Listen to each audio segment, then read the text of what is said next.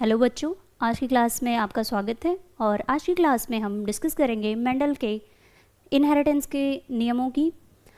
Previous की class में हमने डिस्कस किया था कि मेंडल कौन थे, किस तरीके से उन्होंने अपनी स्टडी की, अपना एक्सपेरिमेंट दिया और अपने एक्सपेरिमेंट को कहाँ पे पब्लिश किया, या फिर उनका बैकग्राउंड क्या था, उनकी एजुकेशन क्या थी, किस तरीके से उन्होंने सारे एक्सपेरिमेंट दिए, उनका रिज़ल्ट क्या निकला। तो ये एक जनरल इंट्रोडक्शन था। और आज की क्लास में हम उन्होंने जो तीनों नियम दिए थे उन सब की डिटेल स्टडी करेंगे।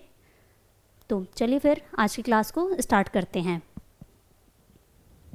Mendelism also known as Mendelian inheritance, Mendel के नियमों को या मेंडल ने जो भी अपना एक्सपेरिमेंट किए थे उसे हम मेंडेलियन इनहेरिटेंस भी कह सकते हैं।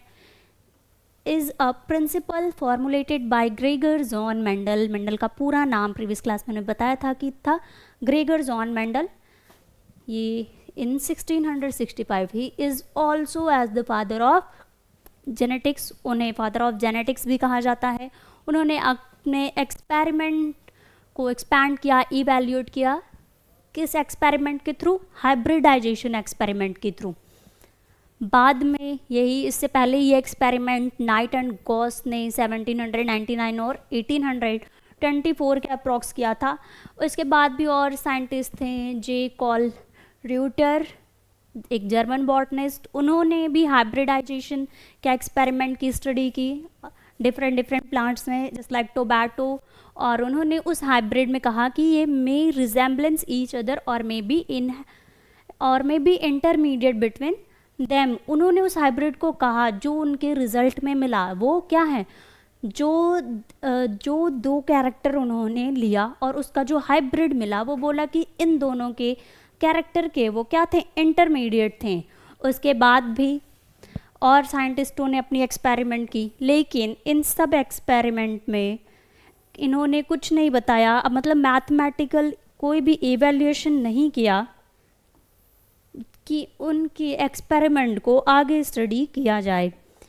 इस सीरीज़ में आपके हैं Kolreuter also stated that similar results are produced by the reciprocal crosses, and this statement of him was acknowledged by the Gardner, Northern and Darwin, but these scientists do not have proved their result mathematically or numerical value, therefore they were not able to understand the mechanism of inheritance. इन्होंने अपना जो experiment दिया, उनके result में जो मिला, उन्होंने कोई भी इस तरीके के प्रूफ या इवैल्यूएशन नहीं दिए जो कि न्यूमेरिकली अवेलेबल हों और उनके एक्सपेरिमेंट को दिखाते हों कि ये एज इट इज़ क्या रिज़ल्ट निकला है।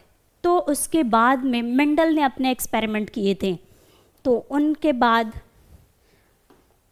उन्होंने अपने तीनों नियम दिए। अब मेंडल के एक्सपेरिमेंट किस तरीके के थे, पिछली क्लास में हमने पढ़ा था कि उन्होंने गार्डन पी लिया था, जिसका बॉटनिकल नेम पाइजम सटाइवम है, और 7 कैरेक्टर्स को लिए थे जो कि फिजिकली अपीयर हो या जिनके जीन्स प्रेजेंट हो उस प्लांट में। उस तरीके से अपने एक्सपेरिमेंट को लेके अपनी स्टडी की, फिर उन्होंने पब्लिश किया अपने एक्सपेरिमेंट को।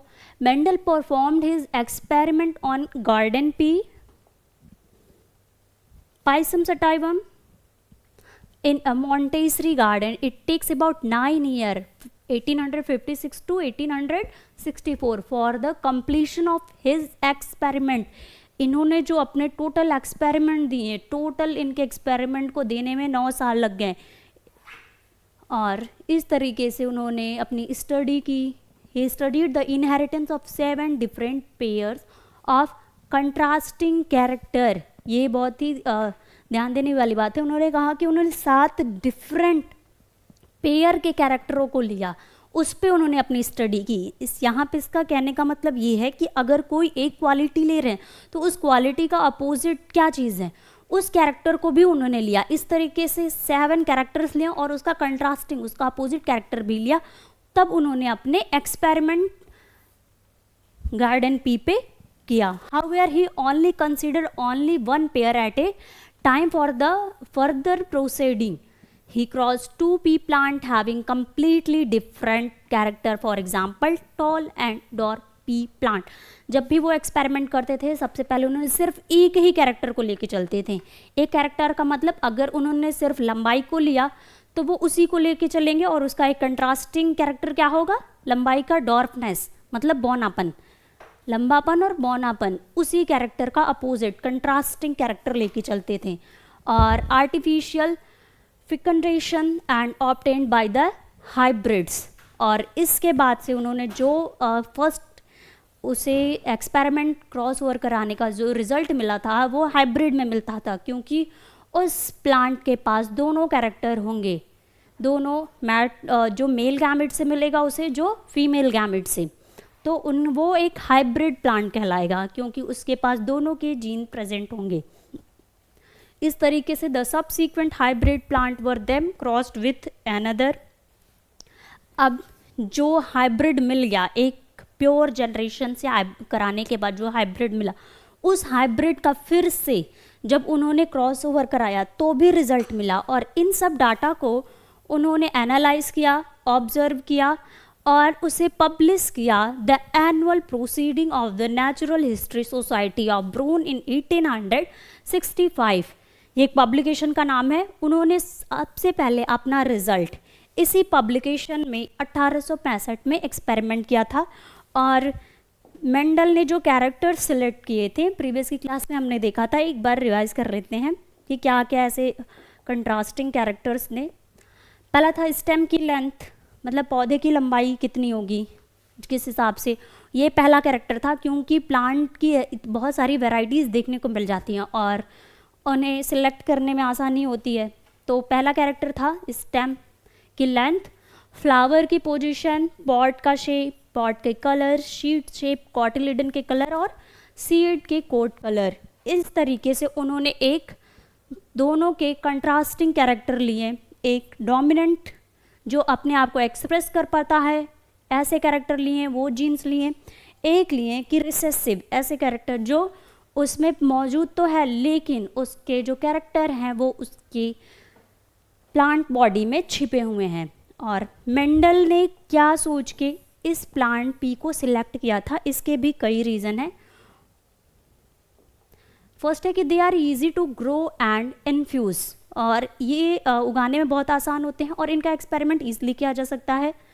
और इनकी जो प्लांट की सीजनिंग होती है, उनकी लाइफ टाइम होती है, ये एक एनुअल प्लांट होते हैं having short life cycle, hence in a short time more generation can be produced. Other plant के कंपैरिजन की बात करें तो जो प्लांट जो गार्डन पी है उसका जो लाइफ टाइम है, लाइफ साइकिल है, एक छोटे समय का होता है, इसलिए इस पे स्टडी करना आसान है। और क्या रीजंस थे इनके। फिर था the flower are bisexual, the flowers are bisexual therefore they are self pollinating in nature. और मेन रीज़न ये भी था कि इस पे जो फ्लावर प्रेजेंट होते हैं वो बाइसेक्सुअल होते हैं, मतलब एक ही प्लांट में उन्हें दोनों तरीके के फ्लावर मिल जाएंगे, बाइसेक्सुअल, और उनका पॉलिनेशन कराने में भी वो ईजिली उनका पॉलिनेशन भी ईजिली हो जाएगा। There have a huge number of contrasting character. इस तरीके से बहुत सारे ऐसे कैरेक्टर्स उस प्लांट के पास मौजूद थे जिसकी वजह से मेंडल ने पाइसम सटाइवम को चूज़ किया। They can easily be hybridized, उनका हाइब्रिडाइजेशन जो संकरण है वो आसानी से कराया जा सकता है। Because pollen from one plant can be introduced in stigma by just removing the anther. कहने का मतलब ये फ्लावर का प्लांट एंथर होता है जिसे मेल गैमेट कहते हैं, उस प्लांट को अगर दूसरे प्लांट से हाइब्रिडाइज कराना है तो उस प्लांट में जो एंथर प्रेजेंट होता है उसको हम हटा देते हैं, उसकी जगह दूसरे प्लांट को जिसको पॉलिनेट कराना होता है उसका एंथर से उसके पॉलिनेटिंग पार्टिकल्स को क्रॉस ओवर करा दिया जाता है। फिर है because of its self pollinating nature pure lines of several generation will be obtained. क्योंकि प्लांट में सेल्फ पॉलिनेशन की कैपेबिलिटी होती है इसलिए उन्हें कई जनरेशन तक प्योरली रखा जा सकता है, उनकी स्टडी की जा सकती है। Mendel continued his experiment from generation because of fertile hybrid। Mendel ने अपने एक्सपेरिमेंट को कई जनरेशन तक कंटिन्यू किया, क्योंकि इनके जो फर्टाइल जो रिजल्ट मिलता था वो हाइब्रिड नेचर के होते थे। इन सब के बेस पे इन्होंने 9 सालों में 3 एक्सपेरिमेंट दिए। प्रीवियस क्लास में हमने देखा था, पहला था law of dominance, law of segregation and law of independent assortment. अब इन्होंने ट्रेड जो लिए थे वो 2 तरीके के थे, एक डोमिनेंट था, एक रिसेसिव था। मतलब क्रॉसओवर कराने के बाद जो अपने आप को ईजिली एक्सप्रेस कर सके, जो कैरेक्टर सामने से दिख रहा है वो डोमिनेंट कैरेक्टर है, और ऐसे कैरेक्टर्स जो उसके जीन्स में छिपे हुए हैं लेकिन अपने आप को एक्सप्रेस नहीं कर पा रहे हैं, उसे हम रिसेसिव कैरेक्टर कहते हैं या रिसेसिव ट्रेट। इट मीन्स अगर फ्लावर के कलर की बात करें तो पी प्लांट का जो फ्लावर एक पर्पल कलर का है, जो कि क्या है, डोमिनेंट कैरेक्टर शो करता है। किसके कंपैरिजन में? रिसेसिव ट्रेट जो कि फ्लावर है वाइट कलर का। अगर इन दोनों में जब क्रॉस कराया जाएगा तो जो रिजल्ट मिलेगा उसमें रहेगा कि जो डोमिनेंट है पर्पल कलर वो क्रॉस ओवर कराने के बाद दिखेगा, लेकिन जो रिसेसिव कैरेक्टर है उसके जीन्स उस प्लांट में प्रेजेंट होंगे लेकिन छिपे हुए होंगे, अपने आप को एक्सप्रेस नहीं कर पाएगा। इस तरीके से मेंडल ने अपने नियम कई साल तक अपने एक्सपेरिमेंट को जारी रखा, तब उनका ये नियम आया। अब मेंडल के क्या प्रोसीजर थे, किस तरीके से वो अपने एक्सपेरिमेंट करते थे, उसे देखते हैं। At first Mendel selected pea plant having contrasting character like tall dwarf that were true breed for a particular character। यहाँ पे ये कहना है कि मेंडल ने ट्रू ब्रीडिंग मतलब एकदम ही प्योर पौधे लिए, उस पौधे में किसी भी प्रकार की अशुद्धता नहीं थी। कहने का मतलब है कि अगर पौधे जो कि प्योर हैं, पौधे का जो एकदम प्योर है मतलब उनके जो जीन्स हैं सिर्फ और सिर्फ उसमें टॉलनेस की जीन्स प्रेजेंट हैं, या फिर अगर पौधे डॉर्फ है, छोटा है, तो उसमें सिर्फ उसी के जीन्स प्रेजेंट होंगे, मतलब ये 100% प्योर होते हैं।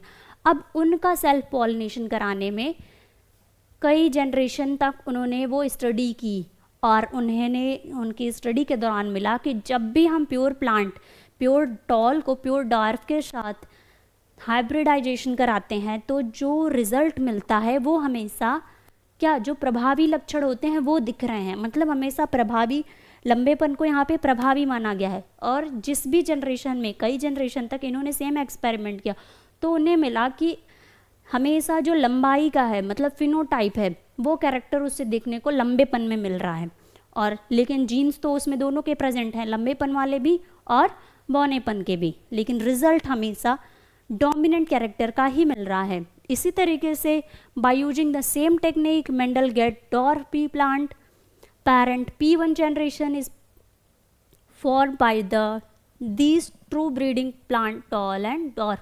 As a garden pea is self-pollinating in nature, therefore anthers have to be removed from maturity and this process is known as emasculation. अगर नेचुरली ना हो कि हमें एक्सपेरिमेंट करना है तो मेंडल ने क्या किया, जब कोई भी पौधा पूरी तरीके से परिपक्व हो जाता है तो उसमें पॉलिनेशन की कैपेबिलिटी आ जाती है, और जो पी प्लांट है वो सेल्फ पॉलिनेशन करता है। और जब उन्हें अपना एक्सपेरिमेंट दूसरे कैरेक्टर को लेके कराना था, तब उन्होंने, जब वो पौधा पूरी तरीके से मैच्योर हो गया, उसके बाद उन्होंने क्या किया कि जो एंथर है उसको निकाल दिया और दूसरे एंथर से उसका पॉलिनेशन करा दिया। इस प्रोसेस को कहते हैं हम emasculation. He performed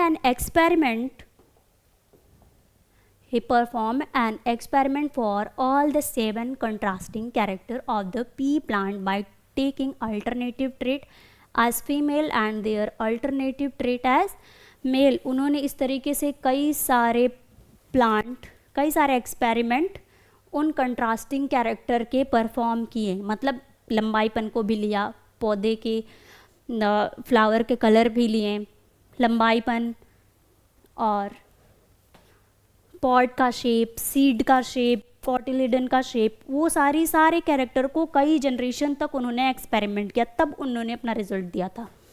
also perform the generation obtained by the crossing parent plant having contrasting character is known as F1 generation और फर्स्ट फीलियल जनरेशन। जब पेरेंट जनरेशन जो कि एकदम प्योर थे, उन सब का जो रिजल्ट मिलता है हाइब्रिडाइजेशन के, फर्टिलाइजेशन के बाद, तो उस जनरेशन को हम कहते हैं F1 जनरेशन या first filial generation. It means अगर टॉलनेस का क्रॉस ओवर कराया जाए, ये 100% प्योर प्लांट है, ये भी 100% प्योर टॉल है, ये टॉल के कैरेक्टर को कैपिटल T शो कर रहा है, और यहाँ पे ये उसके डॉर्फनेस को शो कर रहा है, ये भी 100% प्योर है। अब इन 100% प्योर प्लांट को का जब क्रॉस ओवर कराया जाता है तो यहाँ पे जो रिजल्ट मिलेगा, एक गैमेट ये, एक गैमेट इसका, फिर एक गैमेट ये, एक गैमेट इसका, तो जो हमें रिजल्ट मिल रहा है इसको बोलते हैं हाइब्रिड। अब हाइब्रिड क्यों है? क्योंकि इसके भी कैरेक्टर हैं, एक गैमेट और इसके भी कैरेक्टर हैं, दोनों के कैरेक्टर शो कर रहा है। लेकिन अगर इसे फिजिकली देखें तो हमें दिखेगा क्या? मेंडल के अकॉर्डिंग टॉल, मतलब टॉलनेस का जो जीन है अपने आप को एक्सप्रेस कर ले रहा है इस डॉर्फनेस के जीन के ऊपर, और हमें वही दिखाई दे रहा है जो कैरेक्टर डोमिनेंट है, जो प्रभावी लक्षण है वही दिखेगा हमेशा। तो इस मेंडल के नियम के अकॉर्डिंग ये हाइब्रिड है ये कैरेक्टर, और इस जनरेशन को हम कहेंगे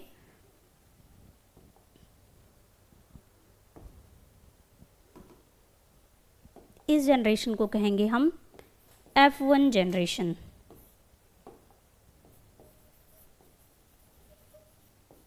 ये F1 जनरेशन है, शॉर्ट फॉर्म में ये लिखते हैं, बाकी इसका फुल फॉर्म है फर्स्ट फीलियल जनरेशन।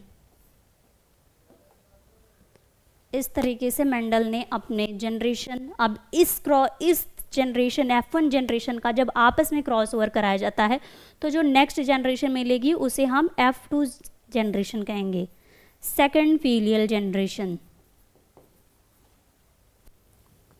इसी तरीके से जितने भी F2 generation, F3 generation, F4 generation, same pattern में अगर इनका क्रॉस ओवर होता है तो इस तरीके से उनके नाम भी आगे बढ़ते जाएंगे। फिर है इनके एक्सपेरिमेंट के बाद क्या ऑब्जर्वेशन मिली। मेंडल ने जितने भी कंट्रास्टिंग पेयर लेके अपना एक्सपेरिमेंट कराया उनका रिजल्ट क्या था उसको देखते हैं। All the plant were found to be tall in F1 generation, not a single one was found to be dwarf. जब इन्होंने एक कैरेक्टर जो कि लंबाईपन था, टॉलनेस को लेके जब क्रॉस ओवर कराया तो जो जनरेशन मिली, जो F1 जनरेशन में जितने भी प्लांट मिले वो सब क्या थे? टॉल थे, दिखने में अपने डोमिनेंट कैरेक्टर के जैसे थे, हमेशा हमेशा क्या थे? एक भी प्लांट उनके एक्सपेरिमेंट में ऐसा नहीं मिला कि जो बौना हो, छोटा हो, डॉर्फ हो। F1 जनरेशन में जितने भी प्लांट मिले वो सब टॉल थे। फिर क्या था? While observing other pair of a trait, he found that F1 generation resembles either one of its parent. That trait of other parent was not found in this generation. कह रहा है कि जो समानता है वो उसके अपने पेरेंट से मिल रही है, लेकिन एक ही पेरेंट से मिल रही है। अगर दोनों, एक को मेल गैमेट या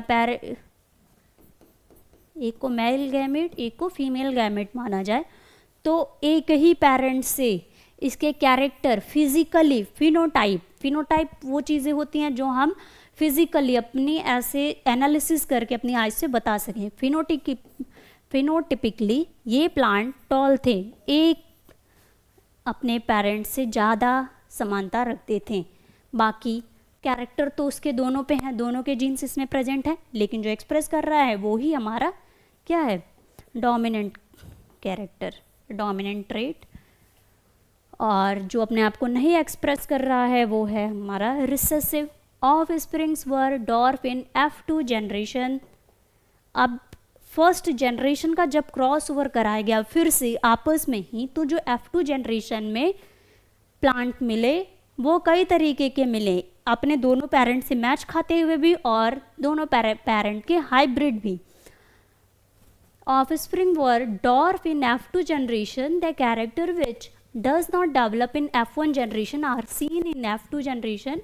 The contrasting trait tall or dwarf did not show any mixing either in F1 or in F2 generation. जब F1 जनरेशन का फिर से सेल्फ पॉलिनेशन कराया जाता है, क्रॉसओवर कराया जाता है, तो F2 जनरेशन में डॉर्फ पौधे भी देखने को मिलते हैं।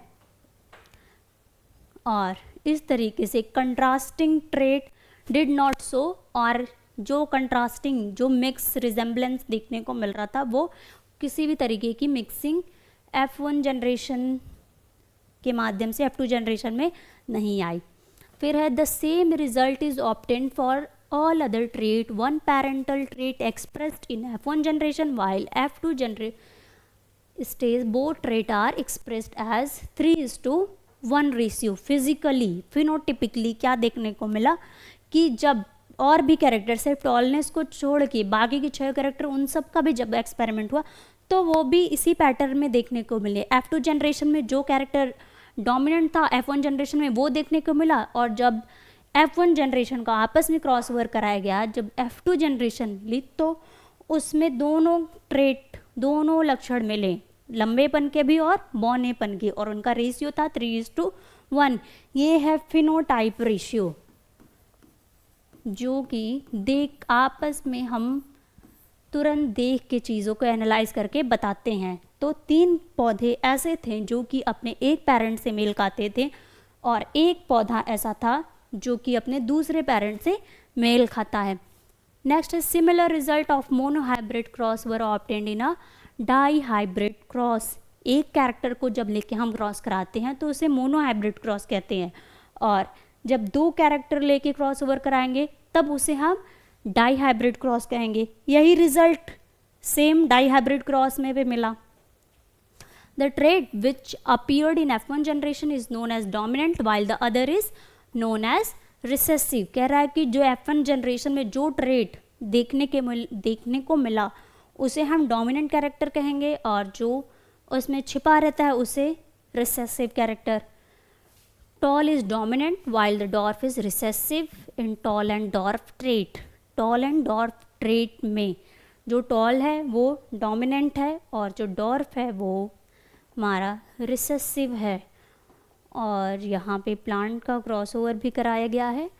ये pure breeding 100% pure tall plant है, ठीक है। ये 100% प्योर होमोजाइगस, इसमें ट्रेट देखेंगे स्मॉल टी प्रेजेंट है, और इसलिए और इसमें भी कैपिटल टी ये होमोजाइगस है, मतलब इसके जो ट्रेट हैं वो पेयर में है और सिमिलर ट्रेट प्रेजेंट है, तो ऐसे ट्रेट को हम होमोजाइगस कहेंगे। अब इसका क्रॉस ओवर हुआ तो क्या मिला, capital T small T 100% tall hybrid. ये है हमारा F1 जनरेशन। फिनोटाइप की बात करें F1 जनरेशन में जो हमें देखने को मिला वो क्या था, दिखने में वो सिर्फ एक ही पेरेंट के जैसे हैं, मतलब कि लंबे हैं, दोनों के दोनों पौधे अपने एक पेरेंट के जैसे मेल खा रहे हैं। अब यहाँ पे आ गया हेट्रोजाइगस का सीन, क्योंकि ये हाइब्रिड हो गया, एक मेल गैमेट एक फीमेल गैमेट दोनों मिल गए और दोनों के ट्रेट इसमें प्रेजेंट है, तो ये हाइब्रिड है या हेट्रोजाइगस है। हेट्रोजाइगस टॉल, मतलब हेट्रोजाइगस टॉल इसलिए कहा जा रहा है कि उसमें रिसेसिव कैरेक्टर भी प्रेजेंट हैं, लेकिन जो इसका अपीयरेंस है वो है अपने एक डोमिनेंट पेरेंट जैसा। अब इन जब दोनों का क्रॉस ओवर कराया जाता है तो जो F2 जनरेशन में रिजल्ट मिलता है वो क्या है, F2 जनरेशन में टॉल भी देखने को मिला, 3 पौधे टॉल देखने को मिले। ये 100% प्योर टॉल है, बाकी ये हाइब्रिड है 2, और एक 100% प्योर डॉर्फ है, मतलब 2 होमोजाइगस और एक हेट्रोजाइगस। फिनोटाइप की बात करें तो 3 दिखने में लंबे हैं, मतलब 75% पौधे इस तरीके से मिले जो कि दिखने में कैसे थे, लंबे, और एक पौधा ऐसा 25% और ऐसे दिखने को मिले जो कि एकदम प्योर क्या थे, अपने दूसरे पेरेंट की तरह जिनके पास रिसेसिव कैरेक्टर मौजूद था। अब इन सब एक्सपेरिमेंट के बाद मेंडल ने अपना कॉन्क्लूजन दिया।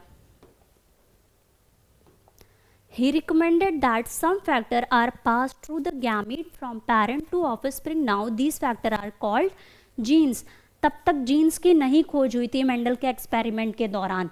उन्होंने बताया अपने रिजल्ट के कंक्लूजन में कि कुछ ऐसे फैक्टर्स हैं, उन्हीं फैक्टर्स को आज हम जीन्स कहते हैं. कुछ ऐसे फैक्टर्स हैं जो कि कैरेक्टर को गैमेट के थ्रू एक पेरेंट से दूसरे पेरेंट में ट्रांसफ़र करने का काम करते हैं कैरेक्टर्स को. Therefore the unit of inheritance are genes. इसलिए आनुवंशिकता की इकाई को हम जीन्स कहते हैं. Gene that are coding for a pair of contrasting trait is called allele which are moderately different form of the same gene. Gene क्या code करता है? एक कैरेक्टर को, मतलब एक जीन एक कैरेक्टर को शो करता है. अगर एक जीन लंबाईपन को शो कर रहा है तो वो लंबाईपन को ही दिखाएगा. लंबाईपन में भी दो तरीके के होंगे पेयर, दो ट्रेट होंगे. एक लंबाई लंबेपन को दिखाएगा, टॉलनेस को दिखाएगा. एक जीन उसके बौनेपन को दिखाएगा. फिर है genes always occur in pair. Gene हमेशा पेयर में प्रेजेंट होंगे, क्योंकि अगर लंबाई की बात करें तो लंबेपन में हमारा लंबाई में लंबापन भी आ जाता है और बौनापन भी आ जाता है. And the one which appear and dominant the other is known as dominant factor, while the other which remain unexpressed is known as the recessive factor. ऐसे फैक्टर जो अपने आप को एक्सप्रेस कर पाते हैं उसे हम डोमिनेंट फैक्टर कहेंगे, और ऐसे फैक्टर जो अनएक्सप्रेस्ड उसी में छिपे रह जाते हैं, ऐसे फैक्टर को हम रिसेसिव फैक्टर कहेंगे. तो ये आपके एक्सपेरिमेंट थे मेंडल के. अब फर्स्ट देखते हैं इनका फर्स्ट नियम क्या था. 3 नियम दिए थे: law of dominance, law of segregation and law of independent assortment. तो एक एक करके आज हम लॉ ऑफ डोमिनेंस की स्टडी करते हैं. ये तो आपने देख लिया कि किस तरीके के उनके एक्सपेरिमेंट थे, क्या रिजल्ट निकला, किस वजह से उन्होंने इस प्लांट की स्टडी की, क्यों चूज़ किया. अब पहला जो उन्होंने नियम दिया अपने एक्सपेरिमेंट के बाद उसे कहते हैं लॉ ऑफ डोमिनेंस, प्रभाविता का नियम. इस नियम में मेंडल ने क्या कहा? Mendel law of dominance states that in crossing between the homozygous organism for contrasting character of a pair, only one character of the pair appear in the first generation. Mendel के पहले नियम के अनुसार या प्रभाविता के नियम के अनुसार उन्होंने कहा जब 100% प्योर होमोजाइगस प्लांट का, शुद्ध प्लांट का आपस में क्रॉस ओवर कराया जाता है तो जो रिजल्ट देखने को मिलता है वो क्या होगा? हमेशा एक पेरेंट के जैसे, जो पेरेंट प्रभावी होगा उसके लक्षण उसे देखने को मिलेंगे. ये थी फर्स्ट लॉ ऑफ हेरिडिटी, आनुवंशिकता का पहला नियम. That is the law of dominance, जो कि आज के समय में लॉ ऑफ डोमिनेंस कहते हैं. प्रभाविता का नियम was propose from the works of Mendel. Mendel के इन सारे एक्सपेरिमेंट के बाद ही ये नियम आया था. और इस नियम के अनुसार the distinct unit are known as factor that occur in pair, control और कैरेक्टर्स इन एन इंडिविजुअल.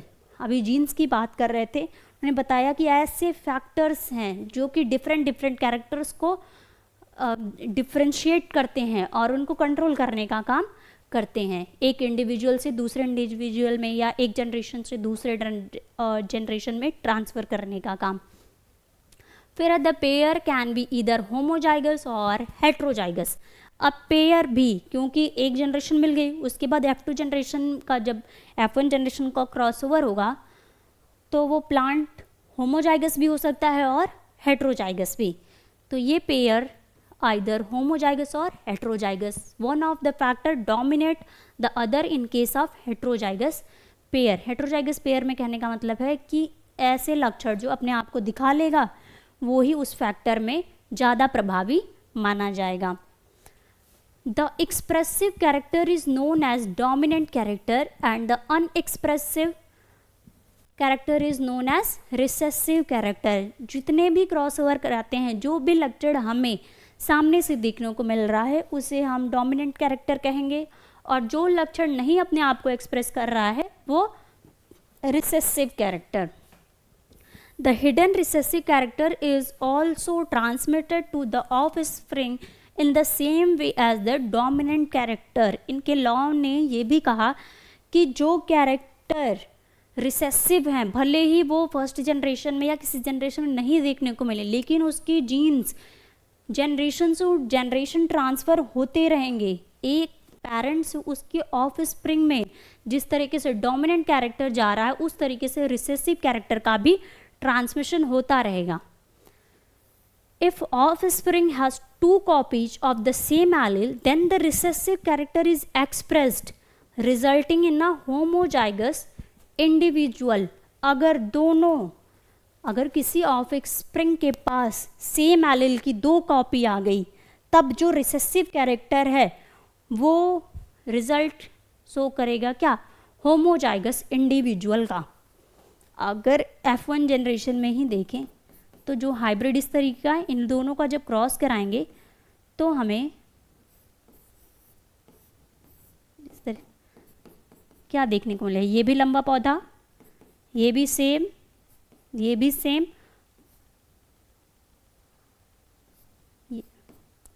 और ये भी, मतलब 75% टॉल को दिखाएंगे और 25% उसके होमोजाइगस इंडिविजुअल की तरह होंगे, मतलब डॉर्फनेस को। ये इसका रेशियो होगा 3:1। ये फिनोटाइप रेशियो है।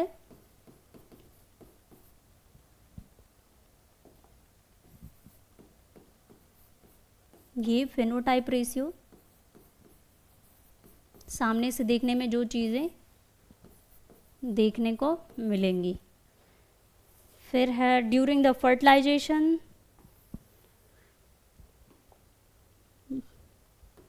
during fertilization 2 allele which are responsible for a character that are brought together were on the allele come from the maternal gamete and other from the paternal gamete. Fertilization की बात करें, जब एक male gamete दूसरे male gamete को fertilize करता है तो उसके बाद जो जाइगोट बनता है उसे हम 2n जाइगोट कहते हैं।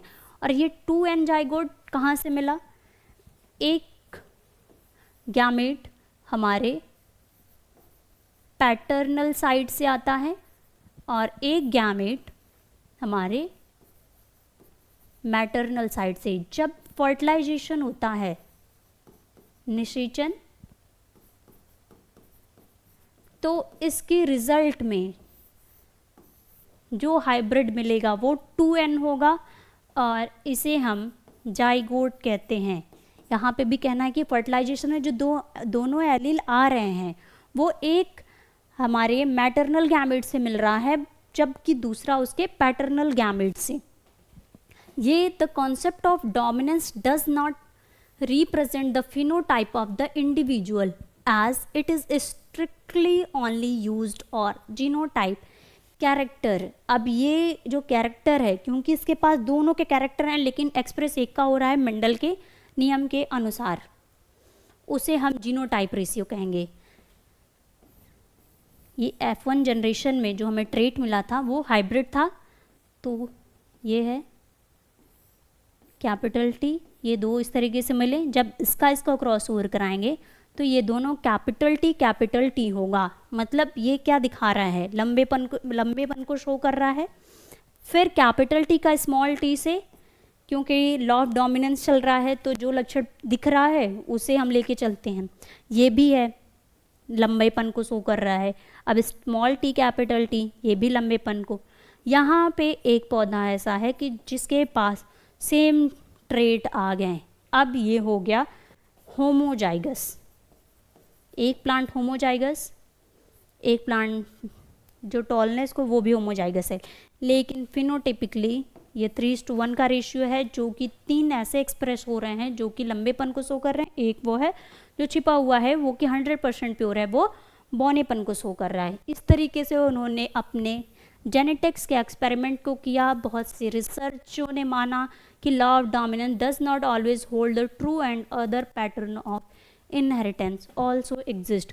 कोई भी नियम आए और उसका एक्सेप्शन ना हो, ऐसा हो सकता है क्या? तो मेंडल ने जब प्रभाविता का नियम दिया, उनके एक्सपेरिमेंट के अकॉर्डिंग तो ठीक था कि सेम इसी पैटर्न में चीज़ें चलती हैं। जो अपने आप को एक्सप्रेस कर पाता है वो उसे हम डोमिनेंट कैरेक्टर कहते हैं, जो छिपा रहता है वो रिसेसिव कैरेक्टर कहलाता है। लेकिन बाद में क्योंकि उन्होंने सिर्फ एक ही प्लांट को लेकर स्टडी किया, बाद में और भी साइंटिस्टों ने अदर एनिमल्स पे, प्लांट पे कई तरीके से स्टडी की, तब उन्होंने बताया कि जो मेंडल का पहला नियम है, लॉ ऑफ डोमिनेंस, वो सब पे लागू नहीं होता। और इसके केस में मेंडल के पहले नियम पे दो अपवाद निकल के आते हैं, जिसे हम को डोमिनेंस कहते हैं और एक को इनकम्प्लीट डोमिनेंस। ये दो मेंडल के लॉ ऑफ डोमिनेंस के दो एक्सेप्शन हैं। उसकी स्टडी हम नेक्स्ट क्लास में करेंगे। अभी हम सिर्फ उनके लॉ ऑफ डोमिनेंस की स्टडी करते हैं। अब मेंडल ने पी प्लांट पे अपने वर्क किए थे, तब तक और प्लांट पे उन्होंने नहीं किया। बाद में साइंटिस्ट आए, उन्होंने दिया रिजल्ट अदर प्लांट पे एक्सपेरिमेंट करके। उनके एक्सपेरिमेंट के बेस पे मेंडल ने उनकी study in the case of P plant is one of the most prominent and important example of dominance. उनके जो एक्सपेरिमेंट थे उन्होंने पी प्लांट को बहुत ही ज़्यादा इम्पोर्टेंस दी और उनके रिज़ल्ट में ऐसे ही बताया कि सारी चीज़ों में, प्लांट में कुछ फैक्टर्स ऐसे हैं जो कि अपने आप को डोमिनेंट शो करते हैं, डोमिनेंट फैक्टर होते हैं। तो इसीलिए उन्होंने जो कैरेक्टर ईजिली एक्सप्रेस हो गए, इसके अकॉर्डिंग उन्होंने बताया कि ये लॉ ऑफ डोमिनेंस को फॉलो करता है। Mendel took a group of contrasting character like the length of stem, color of seed, shape of the cotyledon, etc. सिर्फ एक ही कैरेक्टर को नहीं, कई कैरेक्टर को लेके, लेकिन सिर्फ प्लांट एक ही था, कई कैरेक्टर को लेके, जैसे कि तने की लंबाई, सीड का कलर, शेप ऑफ कॉटिलीडन, इस तरीके के एक ही कैरेक्टर को लेके सब की स्टडी कर डाली। और इन सब के रिजल्ट में ही took the example of stem length with two contrasting character, tallness and dwarfness. समझने के लिए सिर्फ एक ही कैरेक्टर को इन्होंने बताया है कि एक एग्जाम्पल लिया, जैसे कि तने की लंबाई, लंबाईपन में हमारा जो लंबापन भी है और बौनापन भी, लेंथ में छोटे भी होते हैं और बड़े भी पौधे। इस तरीके से उन्होंने अपने लॉ ऑफ डोमिनेंस को दिया।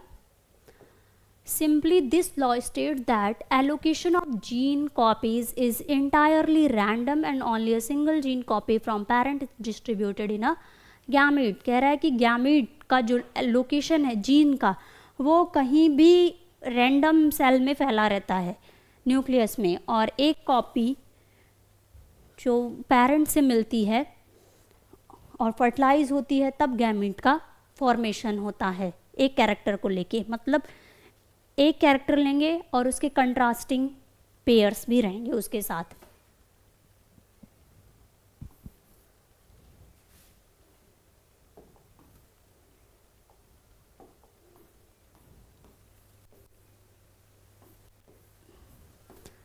अब Mendel's law of segregation is based on the number of concept.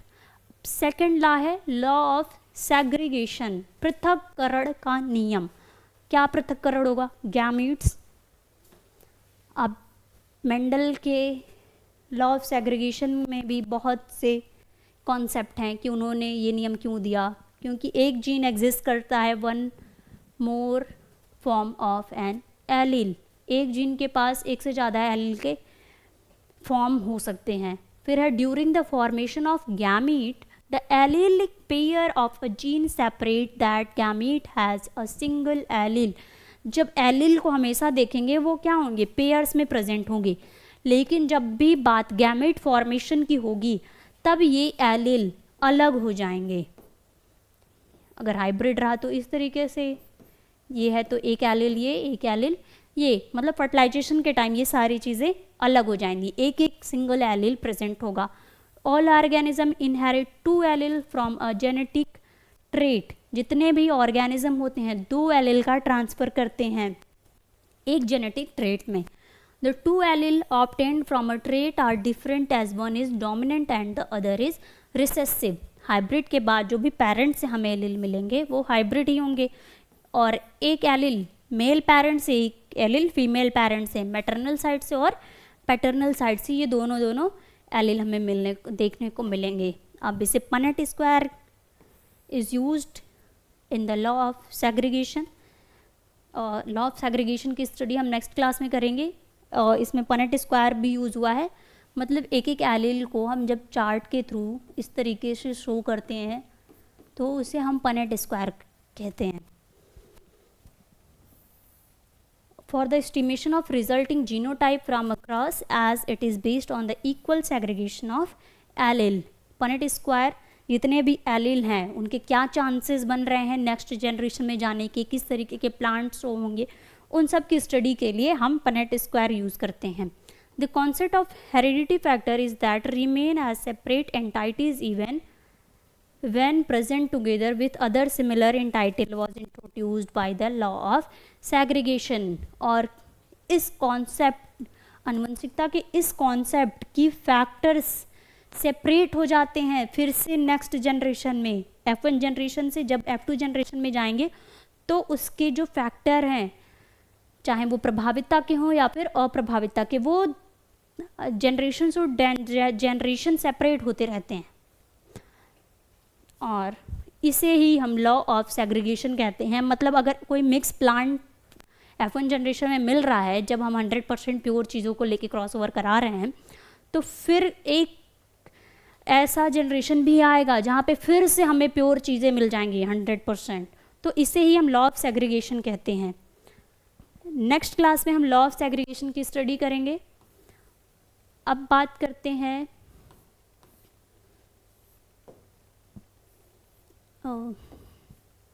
Limitations की।